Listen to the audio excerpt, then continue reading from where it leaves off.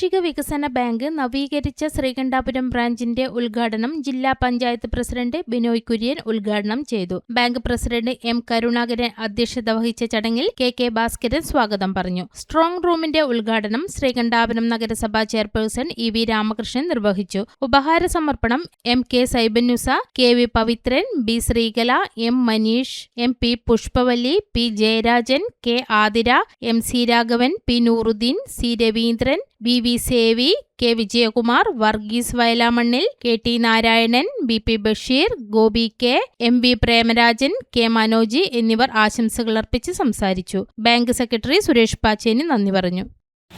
എന്നും കരുത്തായി നിൽക്കുന്ന ഒരു സ്ഥാപനമാണ്. നേരത്തെ കണ്ണൂർ കാർഷിക വികസന ബാങ്കിന്റെ ഭാഗമായിട്ടാണ് ശ്രീകണ്ഠാപുരവും അതുപോലെ ഉളുക്കിലുണ്ടായിരുന്ന ബ്രാഞ്ചെല്ലാം പ്രവർത്തിച്ചിട്ടുള്ളത്. ആ ഘട്ടത്തിൽ കണ്ണൂർ ബാങ്കിലെ ഒരു മെമ്പറായിരുന്നു ഞാൻ. അതുപോലെ തന്നെ ഉളുക്കൽ ബ്രാഞ്ചിൽ ലീഗൽ അഡ്വൈസറായിട്ടുമൊക്കെ ആ ഘട്ടത്തിൽ പ്രവർത്തിക്കുകയുണ്ടായിട്ടുണ്ട്.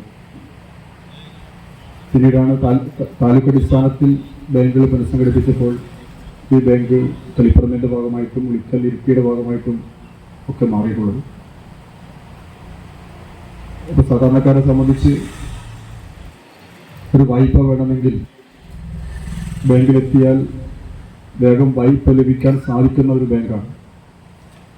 മതിയായിട്ടുള്ള ഈട് കൊടുക്കാൻ വേണ്ടിയിട്ടുള്ള സ്വത്ത് നമുക്കുണ്ടെങ്കിൽ വലിയ ശുപാർശകളോ മറ്റ് സമ്മർദ്ദങ്ങളൊന്നും ഇല്ലാതെ